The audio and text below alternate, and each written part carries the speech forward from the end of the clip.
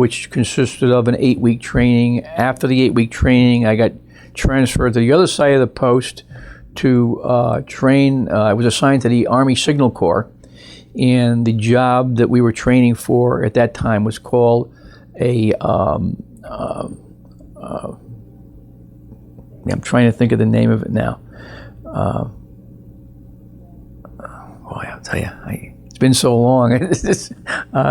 There was a Signal Corps job that had to do with setting up communications between different locations, basically in a combat situation. It was all mobile equipment based on trucks.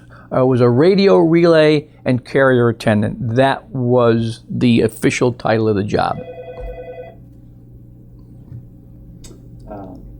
Were you drafted or did you enlist? I got drafted in August of 1966, right after my 20th birthday. Where were you living at the time when you got drafted? I was living in West Haven, Connecticut. Do you recall the first days of the service? Oh yeah. Everybody remembers their first days. I think one of the most memorable times was a ride from New Haven down to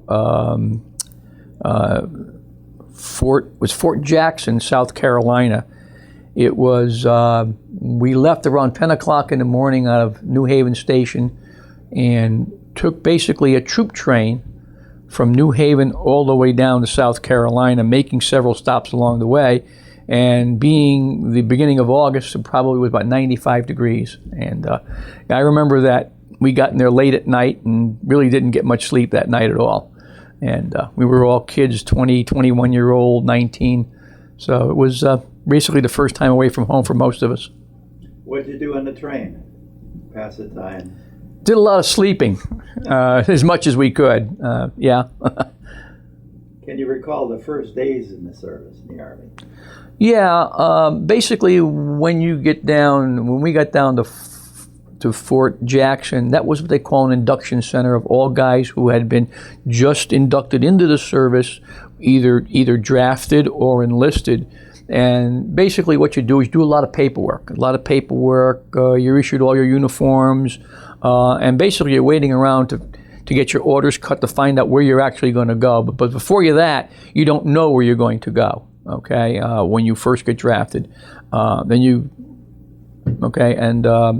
that, I spent maybe about 3 days there, and another memorable time was spending an entire day at KP and working in a kitchen that fed about 2,000 guys. And at the end of the day, they put us in this little room, probably about 10 by 10, with probably 1 million potatoes. And we sat there till around 11 o'clock at night peeling potatoes. I was probably never so tired in my entire life after that. That was a lot of memorable times in the service.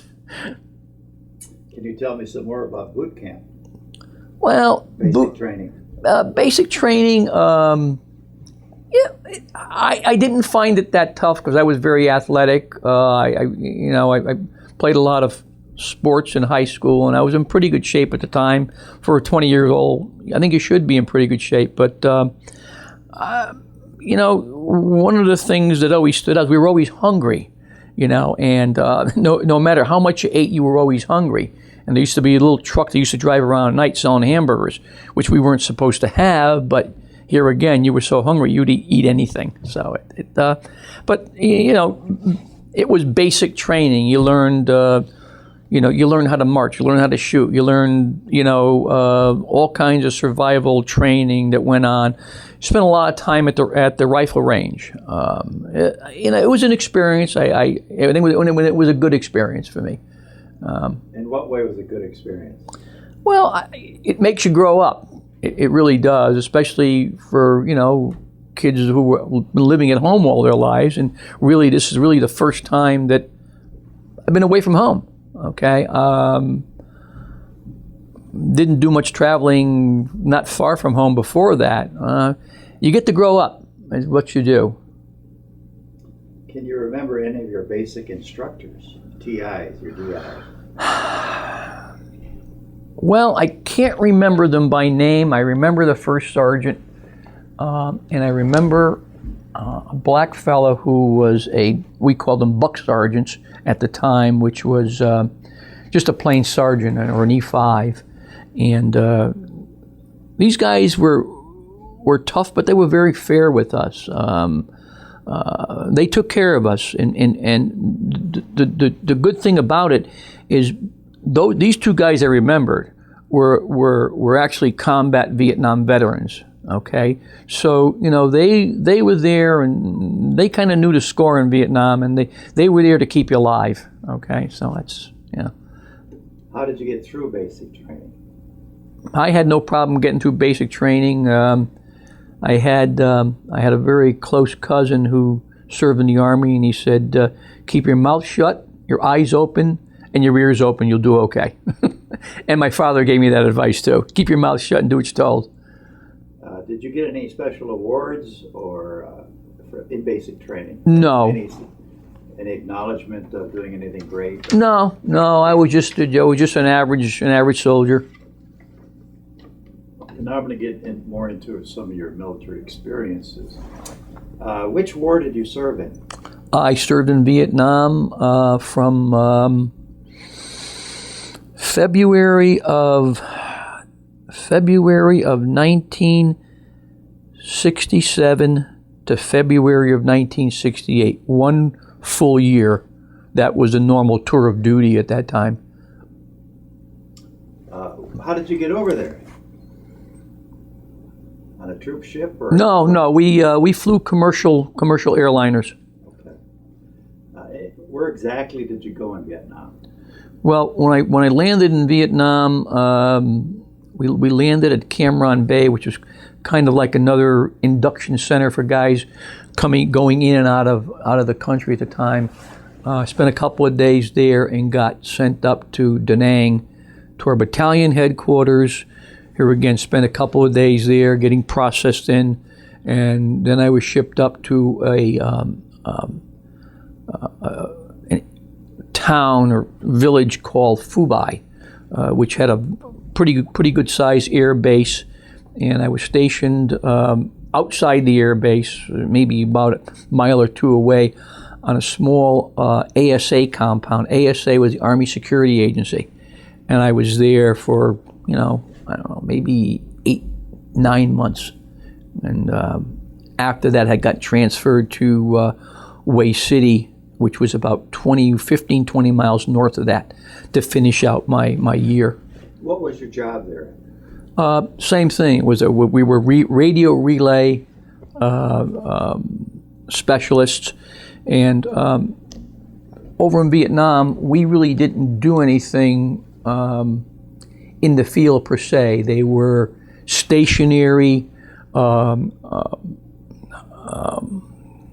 units that were either we were in a Quonset hut.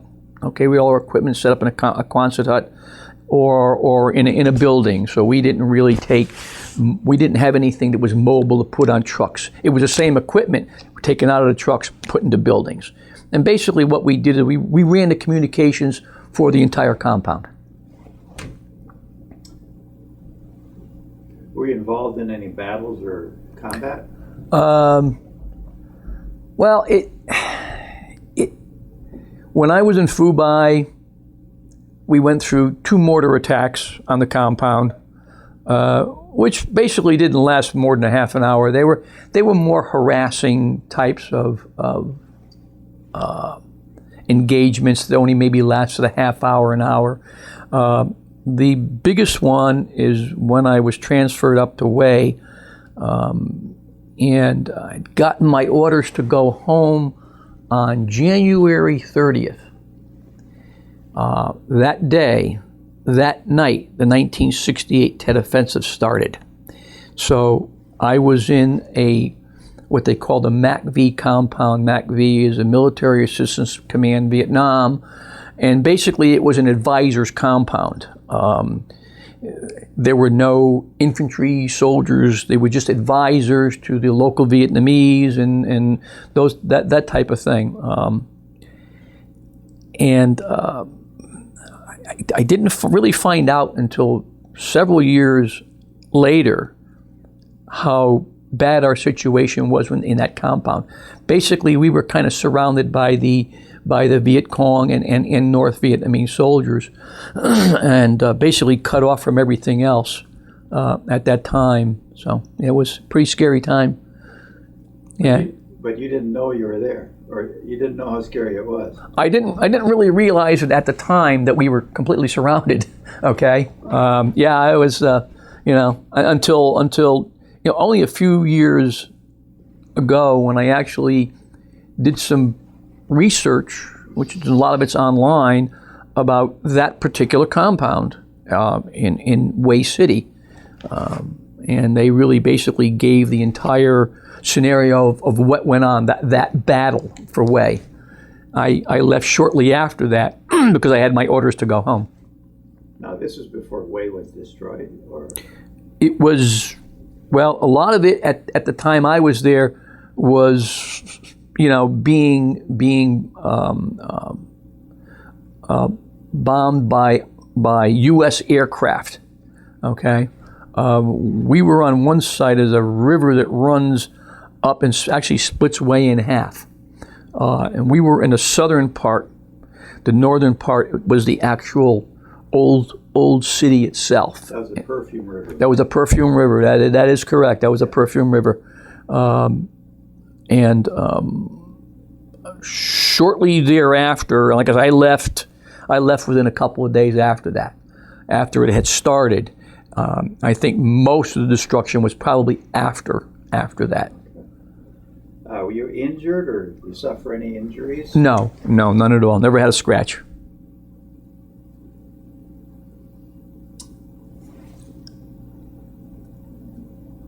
Do you have any special memories of that time? Well, I think the Tet Offensive that particular night, kid you not, we were all scared. I mean, I that always sticks in my mind. And like I said, I had just gotten my orders that very same day, and that night the Tet Offensive started, and it was a pretty furious time, and we were getting rocketed and mortared, and it was not a good time even in that little compound, because the Vietnamese, or the Viet Cong, North Vietnamese, wanted us out of that. They wanted to take over that entire city, and basically we were the only troops there on that side of the river. On the southern side of the river. On the northern side of the river, there was an ARVN compound, which is the Army of the Republic of Vietnam. They had a compound. Other than that, there was basically nothing going on there. They had to send troops up from Phu Bai, which I believe was elements of the 5th Marine Division, to come up, and they were like the cavalry. We're going to save you. And those guys took a real beating. I will never say a bad thing about a Marine, because those guys took hell. They really did. And that started going on almost immediately the following day. Yeah. So they rescued you? Basically, yeah. Basically, they rescued us. Yeah. How did you get out of there? Did you fly out, helicopter? No. Actually, like I said, we I'd gotten my orders to go home, and there was several of us that were going to be leaving at the same time. Now, ordinarily, what we would have done is we would have been transported down to Phu Bai, to this air base, and we would have flown from Phu Bai to Da Nang, which was our battalion headquarters, and then processed out of the battalion to get ready to go home. But because all of the roads were under attack, we just couldn't do that. So our commanding officer got us together and said, I know you guys are got to get out of here. He said, your best bet is to go down to the river. He said, you can try getting on a helicopter and being flown out. He says, there isn't much chance of that, because basically what they were doing is they were evacuating casualties. So he said, see what you can find down there. Anyway, a bunch of us got together, and we,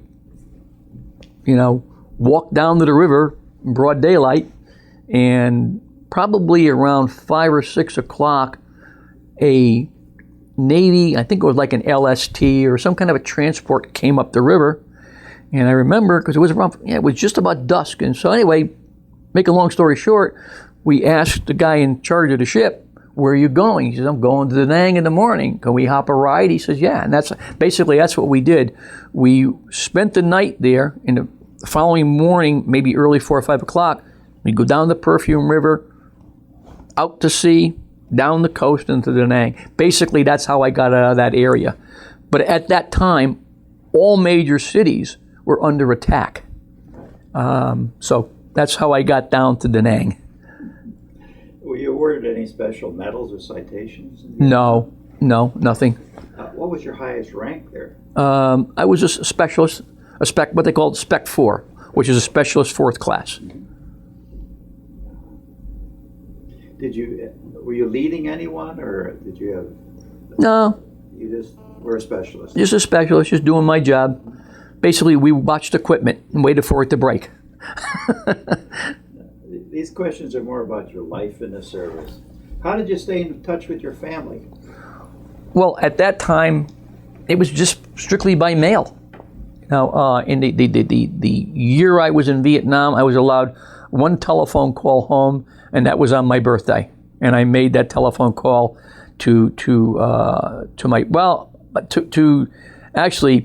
my future wife. I didn't even call my parents. I called my future wife. But other than that, it was all done by mail. There was no internet. There was no anything. What was mail call like? Oh, mail call was great. That had to be the highlight of the day, and you were always waiting for that letter. And it really did. It just made your day. It's a real morale booster, because when you're there, you really don't have any communication. It's not like today, where troops are able to use the internet. My son was able to use the internet when he was in Iraq and Afghanistan, and he was actually able to call a lot freer than we were. So there was, you wrote a letter the old-fashioned way. How are the love letters from Paula? Oh, great. yeah, they were great. What was the food like over there in Vietnam? Actually, the food was pretty good for the most part.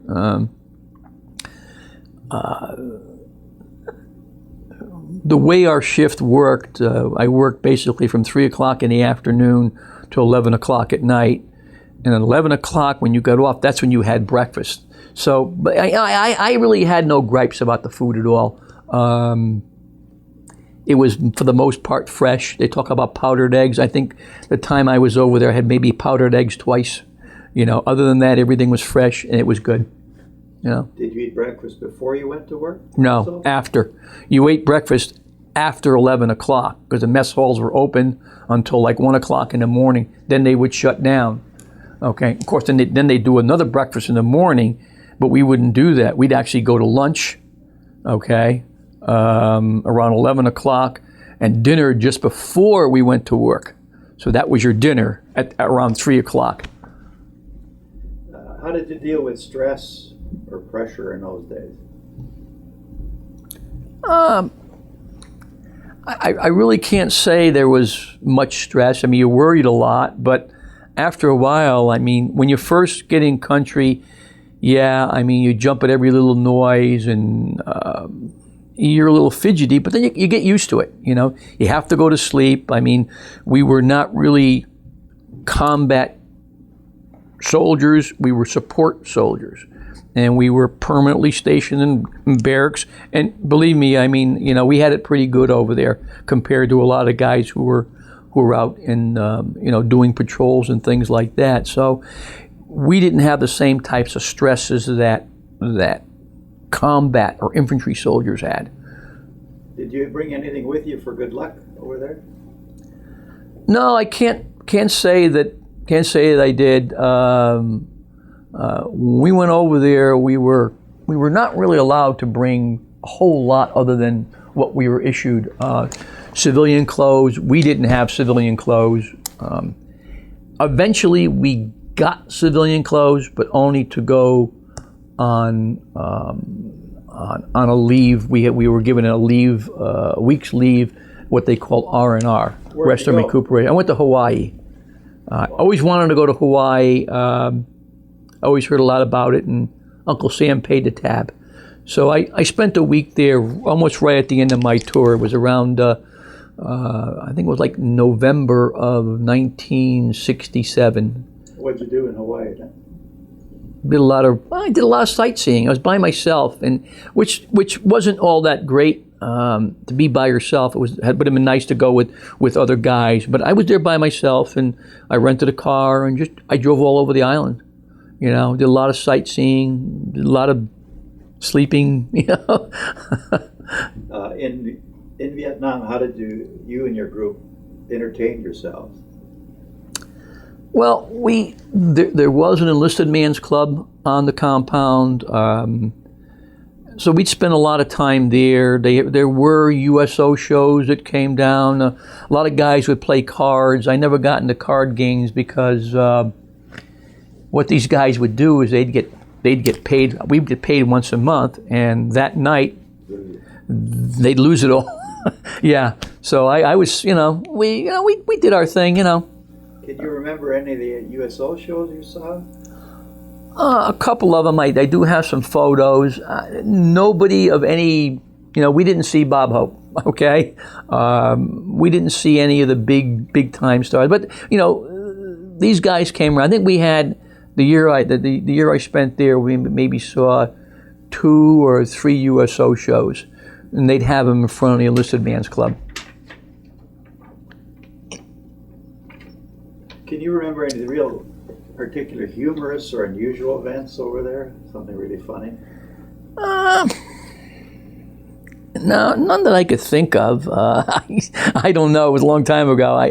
You pull any pranks on each other? Yeah. That you can remember? No, nothing that I could remember. No. I think we just kind of, we were there for one reason, and that was to put our year in and go home. So I don't, there wasn't a lot of things going on, but we'll see at that time too, because this was a 24-hour operation. A lot of the guys who were in your unit, you really got to see, because they all worked different shifts. And when you were off, you were either sleeping or you disappeared, because if you didn't disappear and something had to be done, they'd grab you. So, what do you think of your officers and your fellow soldiers?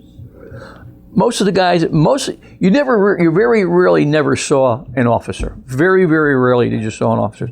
The NCOs basically ran the show. Most of them were pretty decent guys. Didn't have a problem with anybody. Like I said, we did our job, and that was it. I really can't even recall a lot of their, most of their names. I can remember the section sergeant. His name was Sergeant Serpa, and he was an E5, or he was a buck sergeant, maybe a little bit older than me, but he had been in the Army for 5 or 6 years, and he was kind of the old man of the group. He was pretty decent. Yeah. This next segment's about after the service. Can you recall the day that your service ended? Absolutely. Yeah. When I had left Vietnam, I had gotten stationed at Fort Bragg, North Carolina. And that was a 50th Signal Battalion. I got down there in March of 1968, and I only had until July, until August, and I was out. So basically, we went down there and really spent our time just getting out of the Army. Okay, most of the guys in my unit at that time were Vietnam veterans with 6 months or less left to serve in the Army. But I remember that. There was I wouldn't say a funny story, but when I had gotten drafted with a guy called John Longobardi. John and I actually went to high school together, and we played football together. And we had gotten drafted on the same day. We spent basic training together. After basic training, I went to Fort Gordon. He went to Fort Bragg. When I came back from Vietnam and got stationed at Fort Bragg, I got stationed in the same unit as him, and he was the company clerk. anyway, we finished up our training, to our active service together, and came home the same day, and we drove home the same. Yeah, I mean that was a real coincidence. I just happened to, when I got there, you have to report to the orderly room, tell them you're here, and there's John sitting behind the desk. But yeah, and it was just a coincidence, and we drove home. There was maybe 4 of us that all gotten out at the same time. We drove up to Connecticut, and that was it. Your out processing was at Fort Bragg then? At Fort Bragg, yeah. What'd you do the days and weeks right after you got out?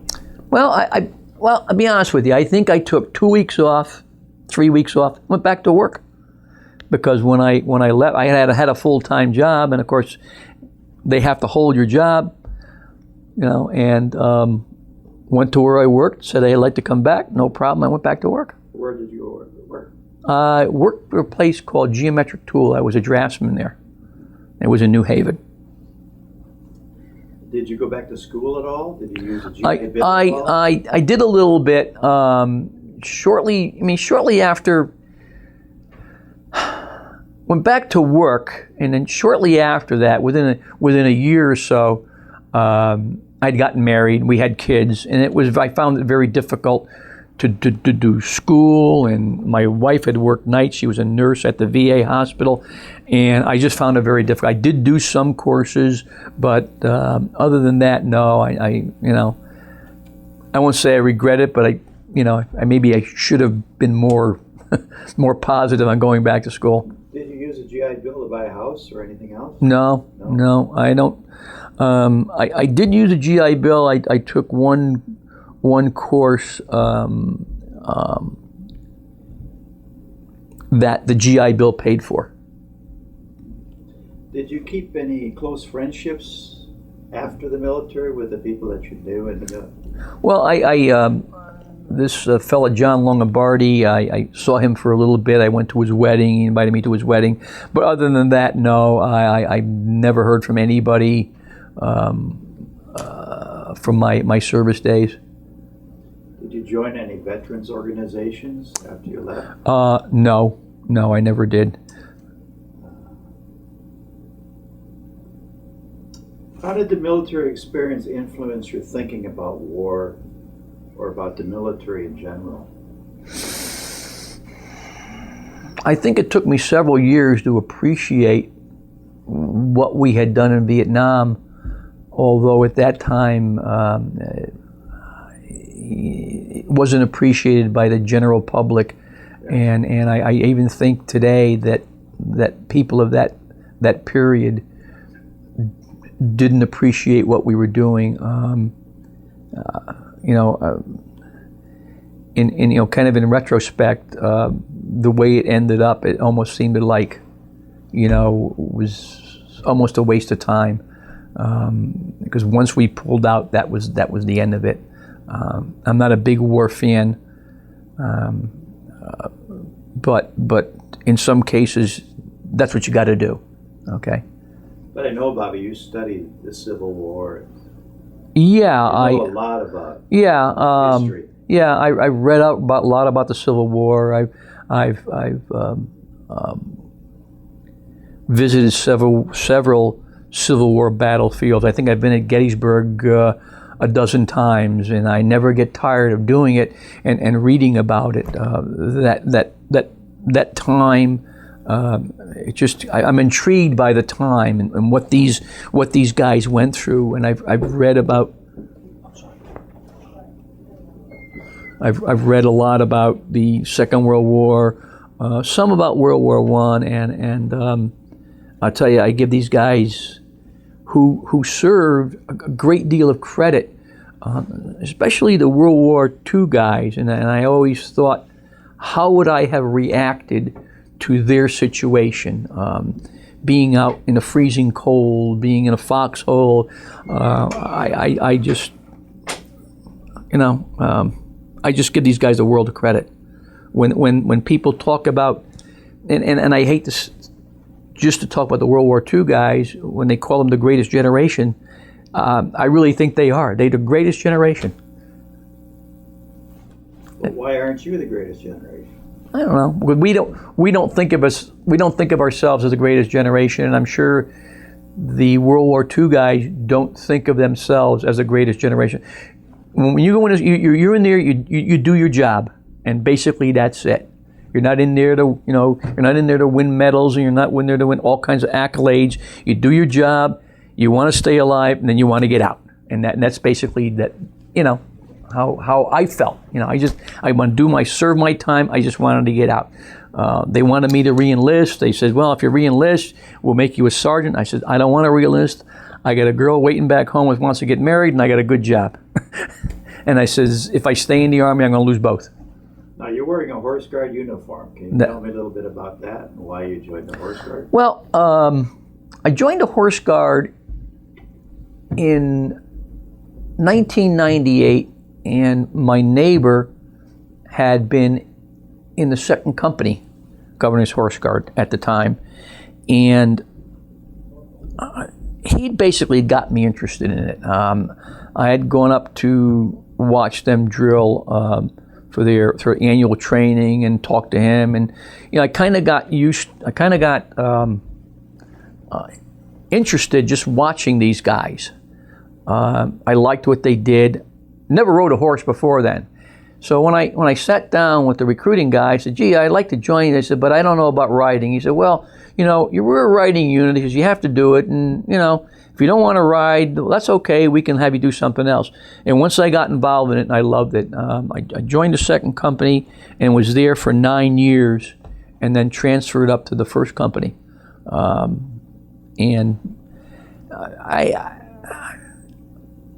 I just liked the military side of it. I also like the history. There's a lot of history. I like the military. I like the riding. I'm a big fan of history, obviously, because I read a lot about the Civil War and things especially the Civil War. That's kind of my favorite era.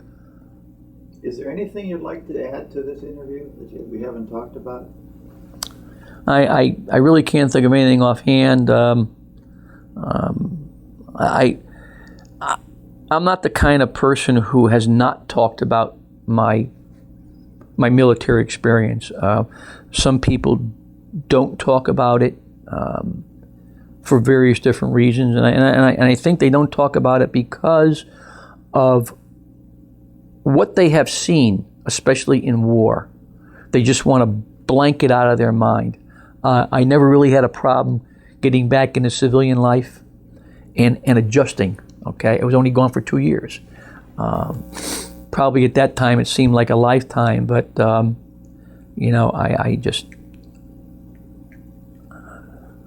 I think it was a very good experience, and I'd like to see more young men, women also get the same military experience. I think it straightens you out, and I think it gives you a lot of growing up, accepting responsibility for yourself, your actions, and just in general how to deal with different situations that you will never experience in civilian life. I've got nothing against people who have never served, but if you look at history, only 1% of the entire population of this country has ever put a uniform on of any kind. And I think one of the real reasons I joined the Horse Guard is to somehow carry on some of the traditions that 58,000 soldiers who died in Vietnam never got to experience that. I felt through me, maybe I was experiencing that for some of these guys. I don't know. But, Well, thank you for sharing, Bobby. That's really a great interview. Thank you. Thank you. Sharing this very important part of your life. My pleasure. My pleasure. Thank you.